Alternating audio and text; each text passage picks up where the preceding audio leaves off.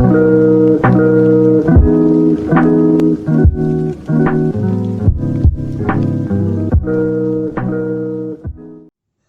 વિદ્યાર્થી મિત્રો, અત્યાર સુધી આપણે ગયા લેક્ચરમાં જોયું હતું કે તંત્રના કારણે ઉત્પન્ન થતી વિદ્યુત સ્થિતિ ઉર્જા.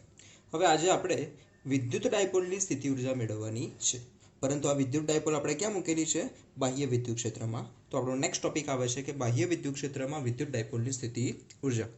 આકૃતિમાં તમને દર્શાવેલું છે, ક્ષેત્ર રેખાઓ દર્શાવેલી છે કે જે વિદ્યુત ક્ષેત્ર તમને દર્શાવે છે. વિદ્યુત ક્ષેત્ર દાખલા તરીકે કેટલું છે? E જેટલું વિદ્યુત ક્ષેત્ર છે. આ ડાયપોલ જે આપણે મૂકેલી છે, ડાયપોલ પરના જે બે વિદ્યુતભારો છે, એક વિદ્યુતભાર આપણે લઈશું -Q અને બીજો વિદ્યુતભાર આપણે લેવાનો છે +Q. અહીંયા -Q થી +Q વચ્ચેનું જે અંતર છે આપણને ખબર છે 2a જેટલું જ મળવાનું છે. તો આ વિદ્યુત ડાયપોલ આપણે ક્યાં મૂકી છે? બાહ્ય વિદ્યુત ક્ષેત્રની અંદર મૂકેલી છે. ડાયપોલ આપણે એ રીતે મૂકેલી છે કે જેથી વિદ્યુત ડાયપોલમાંથી મળતી જે ડાયપોલ મોમેન્ટ છે, ચલો ડાયપોલ મોમેન્ટની દિશા કઈથી કઈ તરફ મળતી હતી તમને? -Q થી +Q તરફ. દેટ મીન્સ કે આ દિશામાં તમને ડાયપોલ મોમેન્ટ P ની દિશા મળતી હતી. તો આ P ની દિશા છે. બીજું વિદ્યુત ક્ષેત્ર કઈ દિશામાં છે? આ ડિરેક્શનમાં છે. બંને વચ્ચેનો એંગલ, ખૂણો કેટલો છે? ધારો કે થીટા જેટલો છે. તો અહીંયા ફર્સ્ટ પોઈન્ટ એ લખ્યો છે, ધારો કે ડાયપોલે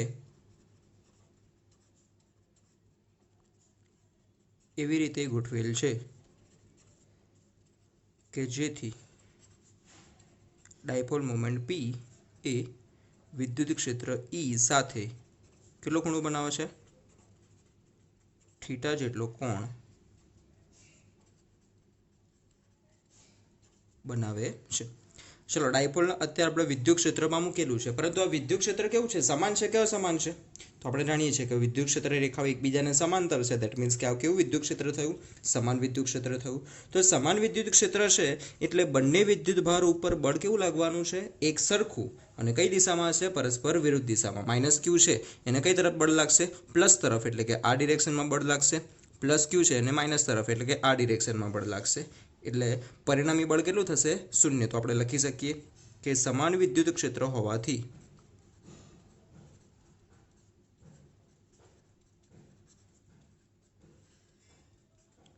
ડાયપોલ પરનું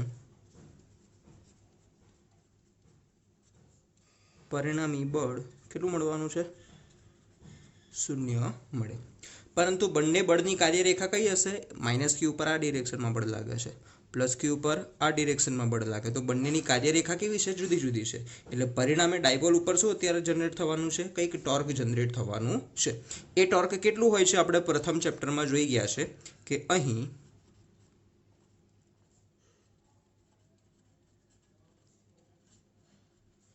ડાયપોલ ઉપર લાગતું ટોર્ક. શું તો ટોર્કનું સૂત્ર torque tau, that is equals to મળતું હતું આપણને P × E, અથવા તો આપણે લખી શકીએ છીએ PE sin θ. ક્લિયર? આ તો ટોર્કની આપણે વાત કરી છે. હવે મારે શું કરવું છે? અત્યારે ડાયપોલ જે સ્થિતિમાં છે ત્યાંથી મારે એને થોડીક રોટેટ કરવી છે. માની લો કે મારે એને આ દિશાની અંદર ફેરવવી છે, ગોળ ફેરવવી છે. કેટલું આપણે કોણીય સ્થાનાંતર કરાવવું છે? ધારો કે d θ જેટલું. ધારો કે ડાયપોલને d θ જેટલું કોણીય સ્થાનાંતર કરાવવું છે.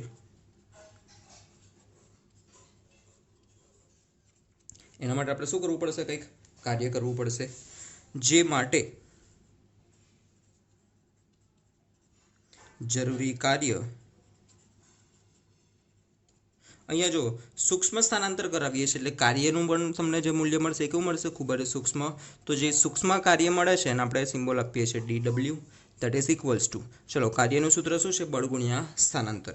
એ રેખીય રાશિ માટે હતી. ચાક ગતિ માટે આપણે શું લખી શકીએ છીએ? બળની જગ્યા આવશે ટોર્ક, દેટ મીન્સ કે ટાઉ ઇન્ટુ સ્થાનાંતર. કેટલું સ્થાનાંતર કરાવીએ છીએ આપણે? d θ જેટલું. એટલે સૂક્ષ્મ કાર્ય dw ની કિંમત તમને શું મળી? Tau into d θ. ટાઉની કિંમત અહીંયા મૂકીએ છીએ. શું છે? Tau equals to PE sin θ into d θ. આ તમને મળ્યું છે સૂક્ષ્મ કાર્ય DW. પરંતુ જો તમારે ડાયપોલને ઘણું બધું વધારે સ્થાનાંતર કરાવવું હોય એક સ્થાનથી બીજા સ્થાન સુધી, માની લઉં છું કે ડાયપોલને θ1 થી θ2 જેટલું ભ્રમણ આપવા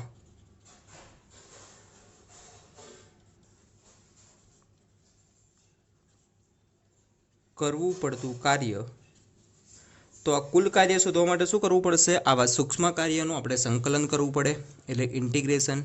ક્યાંથી ક્યાં સુધી? પ્રારંભિક સ્થાનથી અંતિમ સ્થાન સુધી, θ1 ટુ θ2. ચલો આમાં dw ની કિંમત મૂકીએ. Integration from θ1 up to θ2. dw ની વેલ્યુ આપણી પાસે છે pe sin θ into dθ. p અને e બંને અચળ છે એટલે આપણે બહાર કાઢી લઈશું. તો ઇન્ટિગ્રેશન હવે માત્ર કોનું રહ્યું છે? સાઇન થીટાનું. સાઇન થીટાનું સંકલન કરીએ તો આપણને આન્સર મળે છે માઇનસ કોસ થીટા. લિમિટ મૂકીશું θ1 ટુ θ2. ચલો પહેલાં આપણે અપર લિમિટ મૂકીશું. દેટ મીન્સ કે પહેલાં આવશે માઇનસ કોસ θ2, પછી માઇનસ માઇનસ થશે પ્લસ કોસ θ1, એટલે કોસ થીટા અહીંયા પ્લસ આવવાના છે તો આપણે બ્રેકેટમાં એને પહેલાં લખીશું કોસ θ1 માઇનસ કોસ θ2. તો આ તમને ડાયપોલને θ1 થી θ2 જેટલું ભ્રમણ કરાવવા માટે કરવું પડતું કાર્યનું ઇક્વેશન મળેલું છે.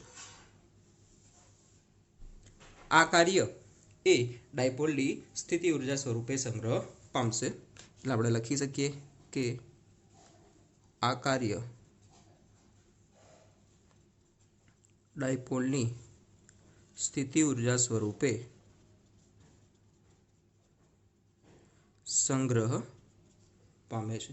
ઓકે, જો આમાં પણ એક સ્પેશિયલ કેસ છે કે જો θ1 બરાબર 90 લેવામાં આવે, પ્રારંભિક સ્થાન 90 હોય,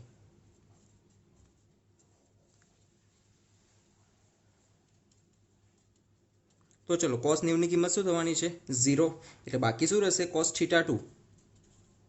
θ2 ની જગ્યાએ આપણે માત્ર લખીશું θ. તો આપણને મળશે કાર્ય W, અથવા તો એ જ બરાબર હશે ઉર્જા જેટલી. અહીંયા જે કાર્ય છે એ જ એની ઉર્જા તમને મળવાની છે.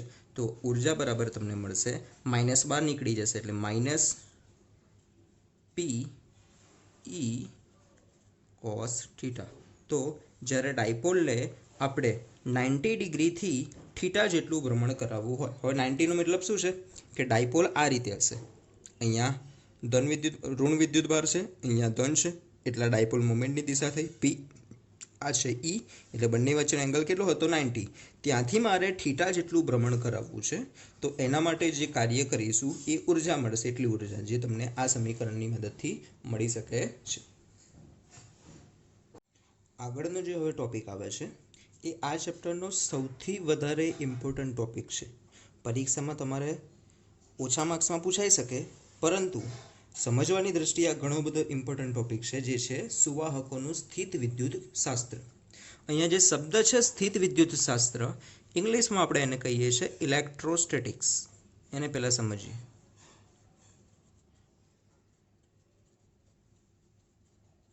ઇલેક્ટ્રોસ્ટેટિક્સ, ઇલેક્ટ્રો દેટ મીન્સ કે ચાર્જ,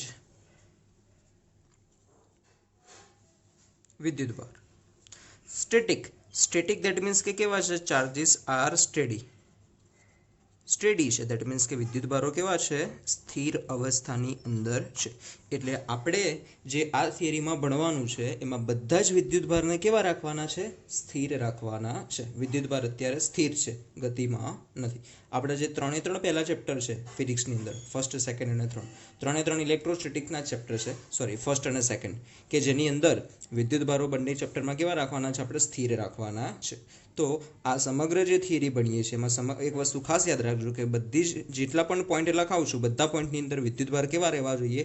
સ્થિર રહેવા જોઈએ. લગભગ 5 થી 6 એના ઇમ્પોર્ટન્ટ પોઈન્ટ છે, એ 1 બાય 1 લખતા જઈએ અને જોડે જોડે આપણે સમજતા જઈએ છીએ. તો અહીંયા તમને કેટલાક રિઝલ્ટ્સ આપેલા છે, કેટલાક પરિણામો આપેલા છે. દરેક પરિણામ આપણે જોઈશું અને એની સાબિતી પણ આપણે આપીશું. સૌથી પહેલું પરિણામ છે કે સુવાહકની અંદરના ભાગમાં સ્થિત વિદ્યુત ક્ષેત્ર હંમેશા કેટલું મળવાનું છે? શૂન્ય મળવાનું છે. આનો મતલબ સમજીએ. ધારી લો કે આપણી પાસે કોઈ પણ એક સુવાહક પદાર્થ છે. ચલો આ સુવાહક પદાર્થ છે. આ સુવાહક પદાર્થ એ વિદ્યુત ભારિત પણ હોઈ શકે અથવા તો વિદ્યુતની દ્રષ્ટિએ તટસ્થ પણ હોઈ શકે. માની લો કે આ જે સુવાહક છે એ ધન વિદ્યુત ભારિત છે. ઓકે, ચલો આપણે સુવાહકની વાત કરીએ છીએ. ધન વિદ્યુત ભારિત છે તો આ ધન વિદ્યુત ભારને કારણે આપણને ખબર છે કે કોઈ પણ પદાર્થ હશે તો એની અંદર કોણ હશે? ધન વિદ્યુત ભાર તરીકે પ્રોટોન અને ઋણ વિદ્યુત ભાર તરીકે કોણ હોવાના છે? ઇલેક્ટ્રોન હોવાના છે. આપણને રિઝલ્ટ એવું કહેશે કે અંદરના ભાગમાં વિદ્યુત ક્ષેત્ર કેટલું હોય છે? શૂન્ય. એટલે કે આપણે લખી શકીએ અંદરના ભાગમાં E = 0 છે. આ તો રિઝલ્ટ છે, પણ સાબિત કરવા માટે આપણે સૌથી પહેલા શું ધારીશું કે અંદરના ભાગમાં વિદ્યુત ક્ષેત્ર 0 નથી, શૂન્ય નથી. જો 0 ના હોય તો શું થાય? અંદરના ભાગની અંદર કેટલાક શું રહેલા છે? ઇલેક્ટ્રોન રહેલા છે. આવા ઇલેક્ટ્રોન ઉપર ઇલેક્ટ્રોન શું કરે છે? કંઈક ને કંઈક ચાર્જ ધરાવે છે. કેટલો ચાર્જ ધરાવે છે? આપણને ખબર છે Q = અથવા તો સ્મોલ e જેટલું ચાર્જ ધરાવે છે. એને જ્યારે તમે વિદ્યુત ક્ષેત્રમાં મૂકો છો તો એના ઉપર કંઈક બળ લાગશે. કેટલું બળ લાગશે? કુલમના નિયમ પ્રમાણે Q × E જેટલું બળ લાગે છે. અને બળ લાગવાને કારણે જે તે ઇલેક્ટ્રોન છે એ પોતે શું કરશે? હવે ગતિ કરવા લાગશે. પરંતુ આપણે તો બધા જ વિદ્યુતભાર કેવા રહેવા જોઈએ? ગાડી સ્થિર રહેવા જોઈએ, કેમ કે આપણે ઇલેક્ટ્રોસ્ટેટિક્સ બધા વિદ્યુતભારો સંતુલિત અવસ્થામાં, સ્થિર અવસ્થામાં હોવા જોઈએ. એટલે જો અંદરના વિસ્તારમાં વિદ્યુત ક્ષેત્ર શૂન્ય નથી હોતું તો બધો વિદ્યુતભાર શું કરે છે? ગતિ કરવા લાગે છે, જે પોસિબલ નથી. આ તો થતી વાત જે ધન વિદ્યુતભારિત પદાર્થ હતો તેની. બીજો એક પદાર્થ આપણે એવો લઈએ છીએ કે જે તટસ્થ છે. આ એક તટસ્થ પદાર્થ છે વિદ્યુતની દ્રષ્ટિએ. તટસ્થ એટલે કે એની અંદર જેટલો ધન છે એટલો જ કોણ છે? ઋણ વિદ્યુતભાર પણ આવેલો હશે. અને આપણે કોઈ બાહ્ય વિદ્યુત ક્ષેત્રમાં મૂકીએ છીએ. અહીંયા આપણે બાહ્ય વિદ્યુત ક્ષેત્ર ડ્રો કરેલું છે. વિદ્યુત ક્ષેત્ર છે E જેટલું. ઓકે, તો બાહ્ય વિદ્યુત ક્ષેત્રને કારણે શું થવાનું છે? જે કોઈ પણ આપણી પાસે અંદર પદાર્થ છે એની પાસે ધન વિદ્યુતભાર પણ હશે, ઋણ વિદ્યુતભાર પણ હશે. ચલો, વિદ્યુત ક્ષેત્ર હંમેશા કઈથી કઈ તરફ હોય? ધનથી ઋણ. એટલે કે આ તરફ બધો ધન વિદ્યુતભાર હશે, જ્યારે આ તરફ કયો વિદ્યુતભાર હશે? ઋણ. વાહકના અંદરના વિસ્તારની આપણે વાત કરીએ તો વાહકના અંદરના વિસ્તારમાં ધન વિદ્યુતભાર પણ હશે, ઋણ વિદ્યુતભાર પણ હશે. તો ધન વિદ્યુતભાર કઈ તરફ આકર્ષાશે? આ નેગેટિવ તરફ. એટલે કે આ છેડા તરફ બધો કેવો વિદ્યુતભાર આવવાનો છે? ધન વિદ્યુતભાર આવશે. જ્યારે સામેના છેડા ઉપર ધન વિદ્યુતભાર તરફ કયો વિદ્યુતભાર આકર્ષણ પામે છે? ઋણ વિદ્યુતભાર અહીંયા આકર્ષણ પામે છે. એટલે સુવાહકની અંદર કોઈ એક છેડો ધન છેડા તરીકે વર્તશે અને બીજો છેડો કેવા તરીકે વર્તે છે? ઋણ છેડા તરીકે. એટલે અંદરના વિસ્તારમાં પણ એક પ્રકારનું વિદ્યુત ક્ષેત્ર ઉત્પન્ન થશે અને વિદ્યુત ક્ષેત્ર હંમેશા ધનથી ઋણ તરફનું, એટલે કે આ ડિરેક્શનમાં ઉત્પન્ન થાય છે. આ જે અંદરનું વિદ્યુત ક્ષેત્ર છે એ વિદ્યુત ક્ષેત્રને આપણે નામ આપીએ છીએ આંતરિક વિદ્યુત ક્ષેત્ર, કે જેને આપણે સિમ્બોલમાં દર્શાવીશું E ઇન્ટરનલ. ઓકે, અને જ્યારે પણ બંને વિદ્યુત ક્ષેત્રનું વેલ્યુ એક સરખી થશે, એટલે કે બાહ્ય વિદ્યુત ક્ષેત્ર E અને અંદરનું જે વિદ્યુત ક્ષેત્ર છે E ઇન્ટરનલ, આ બંનેની વેલ્યુ જ્યારે સરખી થશે, દિશા તો પરસ્પર કેવી છે? વિરુદ્ધ. તો જ્યારે બંનેનું મૂલ્ય એક સરખું થશે ત્યારે બધા વિદ્યુતભારની ગતિ શું થશે? હવે અટકી જશે. પરિણામે બાહ્ય વિદ્યુત ક્ષેત્ર અને અંદરનું વિદ્યુત ક્ષેત્ર બંનેનું મૂલ્ય સરખું હોવાથી અંદરના વિદ્યુત ક્ષેત્રની ઇફેક્ટ શું થઈ જાય છે? 0. એટલે કે સુવાહકની અંદર હંમેશા વિદ્યુત ક્ષેત્ર કેટલું તમને મળવાનું છે? 0 મળવાનું છે. આપણું પહેલું રિઝલ્ટ થયું અને એની સાબિતી થઈ. ત્યારબાદ જે બીજું પરિણામ છે, બીજું રિઝલ્ટ છે, આપણને એવું કંઈક જણાવે છે કે વિદ્યુત ભારિત સુવાહકની સપાટી પર સ્થિત વિદ્યુત ક્ષેત્ર હંમેશા સપાટીને દરેક બિંદુએ કેવી રીતે આવેલું હોય છે? લંબરૂપે આવેલું હોય છે. એના માટે આપણે એક સપાટી લઈએ છીએ. ચલો, કોઈ એક આ વિદ્યુત ભારિત સપાટી છે કે જેની અંદર વિદ્યુતભાર રહેલો છે. તો આનું વિદ્યુત ક્ષેત્ર આપણને રિઝલ્ટ શું કહે છે એ પહેલાં હું દોરું છું. રિઝલ્ટ એવું કહે છે કે વિદ્યુત ક્ષેત્ર હંમેશા કઈ રીતે આપેલું હોય છે? જે તે બિંદુએ સપાટીને લંબરૂપે આવેલું હશે. ઓકે, આવું આપણું રિઝલ્ટ કહે છે. હવે એની સાબિતી જોઈએ. સાબિતી માટે શું કરીશું? તો આપણને જે રિઝલ્ટ કહે છે એના કરતાં ઉલટું આપણે વિચારીશું. માની રહ્યું છું કે કોઈ એક ક્ષેત્ર રેખા એવી દોરીશ કે જે આપેલા બિંદુએ લંબરૂપે ન હોય. દાખલા તરીકે આ બિંદુએ લંબ જો આપણે લેવો હોય તો આ પ્રમાણે મળે. હું લંબ તરીકે નહીં, એક વિદ્યુત ક્ષેત્ર રેખા કંઈક આ દિશાની અંદર આપણને મળે છે એવું આપણે ધારીએ છીએ, આપણી ધારણા છે. ઓકે, તો આ ક્ષેત્ર રેખા એ જે તે બિંદુએ લંબરૂપે આવેલી નથી. એટલે એના આપણે જુદા જુદા બે ઘટકો વિચારી શકીએ છીએ. એક હશે આપણી સપાટીને લંબરૂપે આવેલો ઘટક અને બીજો હશે સપાટીને સમાંતર ઘટક. ઓકે, બે જે વિદ્યુત ક્ષેત્ર ઈ છે એના બે ઘટકો આપણે વિચારેલા છે, બંનેના જુદા જુદા નામ આપણે આપીએ છીએ. જે સપાટીને સમાંતર ઘટક છે આ રહ્યો, એને આપણે દર્શાવીશું ઈ પેરેલલ તરીકે. ઈ પેરેલલ કે જે કયો ઘટક છે? સમાંતર ઘટક છે.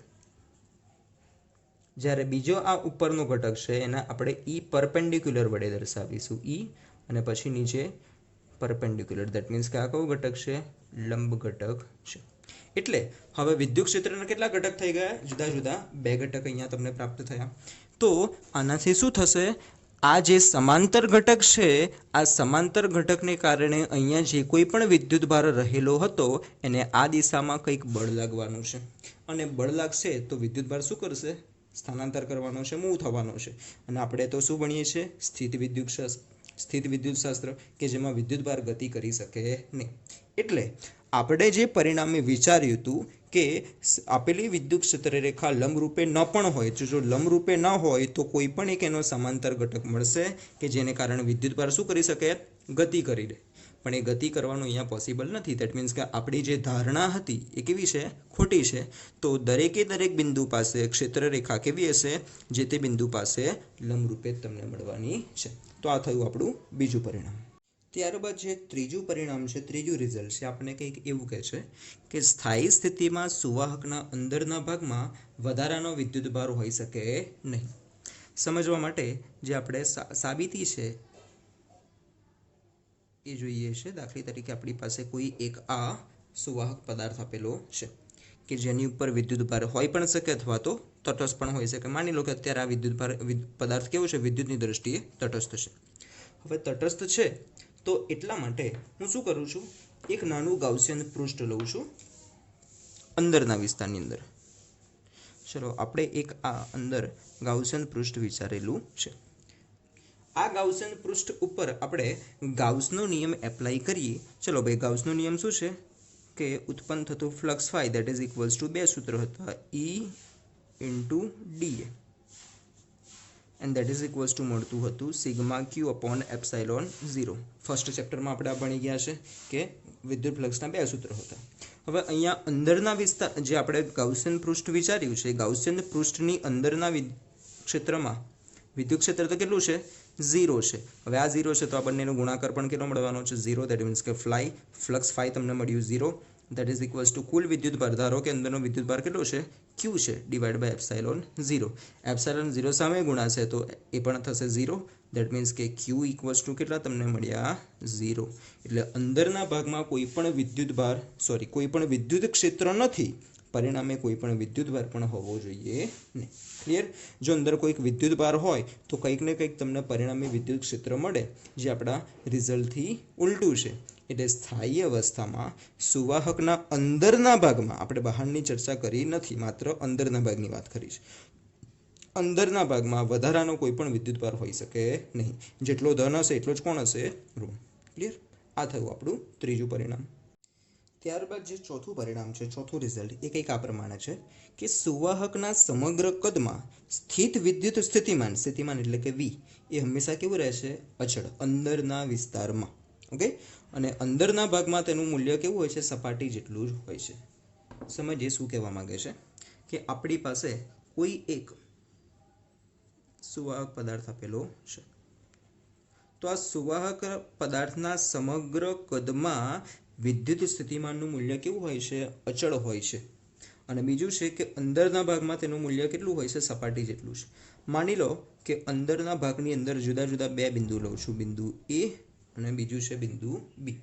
હવે આની અંદર એક વિદ્યુત ભારને મારે બિંદુ એ થી બી સુધી લઈ જવો છે. ક્યાંથી ક્યાં સુધી લઈ જવો છે? એ થી બી સુધી લઈ જવો છે. વિદ્યુત ક્ષેત્ર અને વિદ્યુત સ્થિતિમાન બંને વચ્ચે આપણે એક સંબંધ જોયેલો છે કે વિદ્યુત ક્ષેત્ર ઈ દેટ ઇઝ મળતું હતું delta V upon delta X અથવા તો ડેલ્ટા આર. તો આના પરથી ડેલ્ટા વી બરાબર શું મળે તમને? ડેલ્ટા વી બરાબર મળે ઈ ઇન્ટુ ડેલ્ટા આર. આ ડેલ્ટા વી એટલે શું છે? વિદ્યુત સ્થિતિમાનનો તફાવત, કે જે વિદ્યુત ક્ષેત્ર અને સ્થાનાંતરના ગુણાકાર જેટલો હશે. ચલો આપણે જે બે બિંદુઓ લીધા છે તો ક્યાં છે?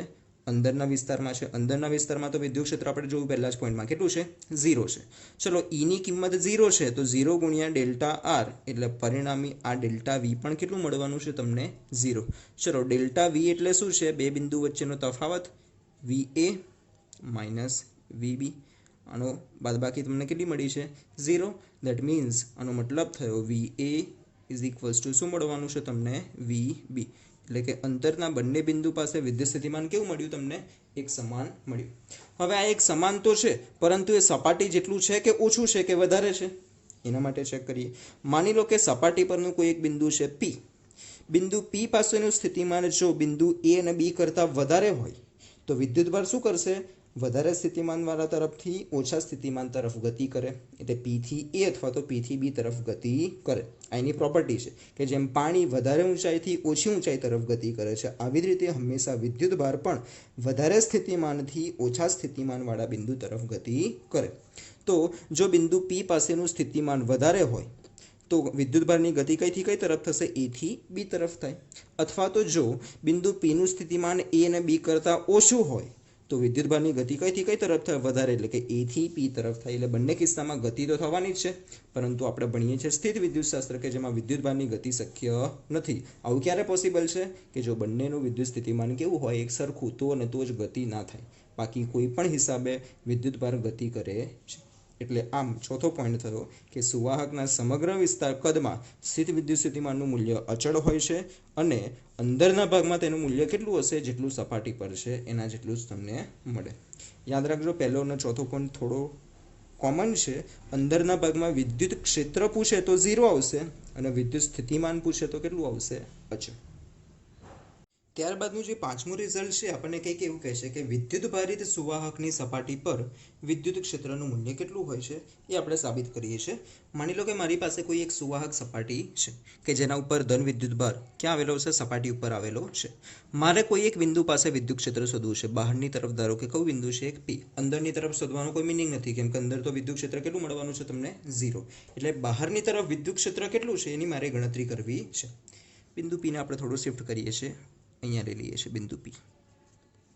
તો બિંદુ પી પાસે વિદ્યુત ક્ષેત્ર શોધવા માટે હું એક ગાઉસિયન સરફેસ અહીંયા કલ્પું છું. ગાઉસિયન સરફેસ આપણે લઈએ છીએ. નળાકાર ગાઉસિયન સરફેસ આપણે લઈશું.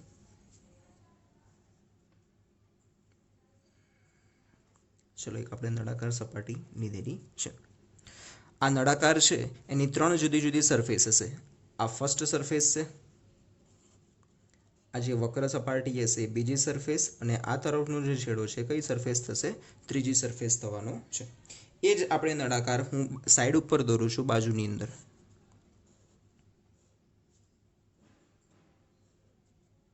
ઓકે, એની 3 સપાટી છે. આ સપાટી 1 છે, સપાટી 2, આ છે સપાટી 3.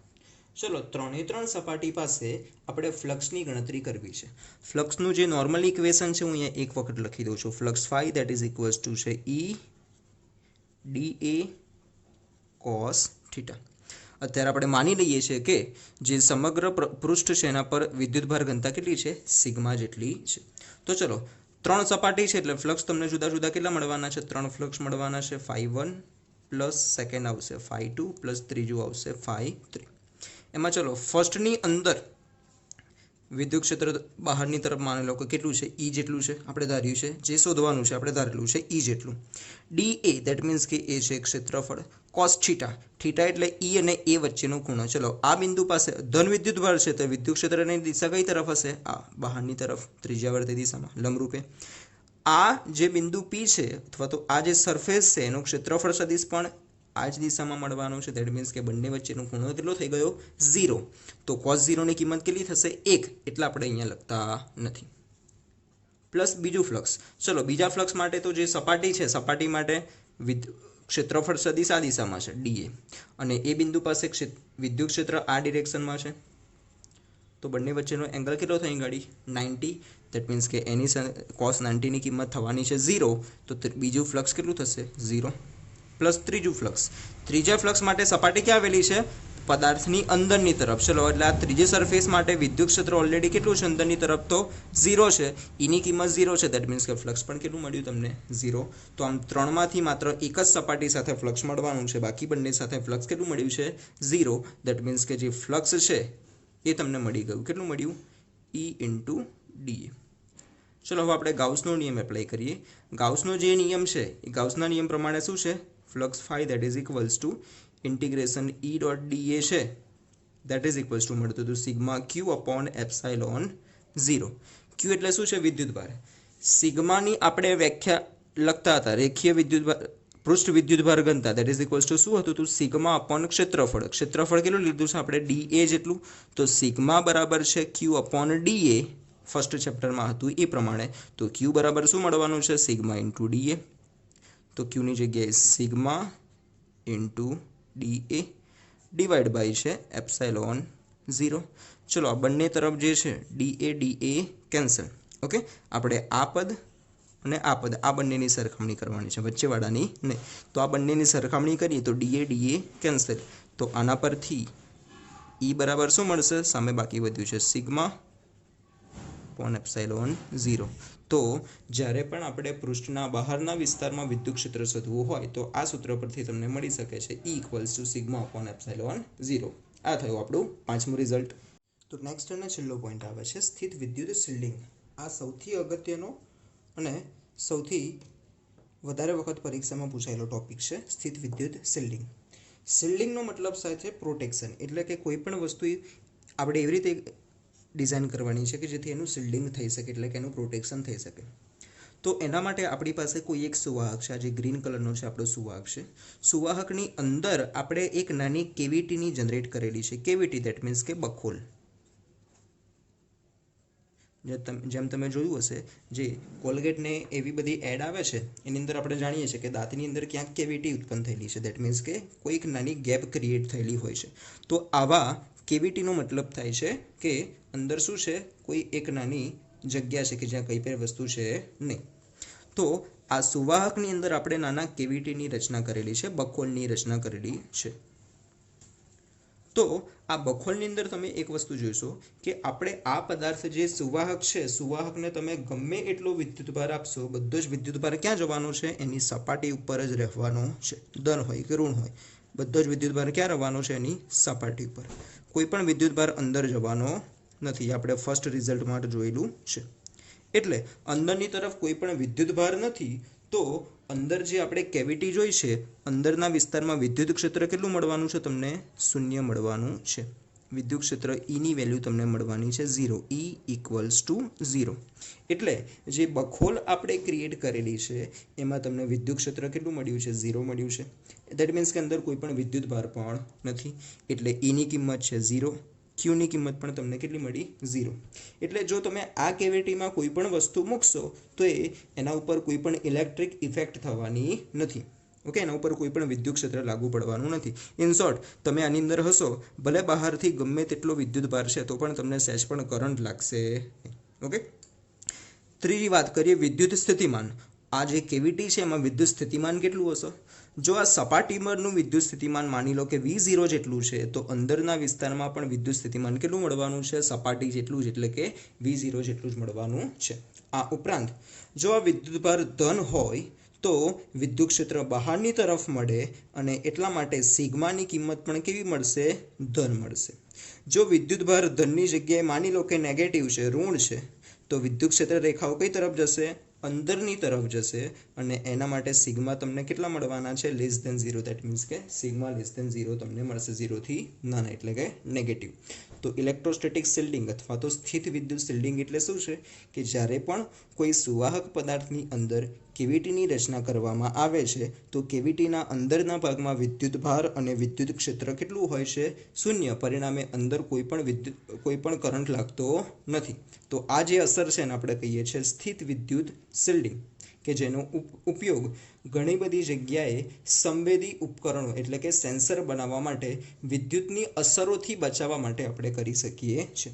તો આ 6 પોઈન્ટ છે એ ઘણા ઇમ્પોર્ટન્ટ છે જેની આપણે ચર્ચા કરી.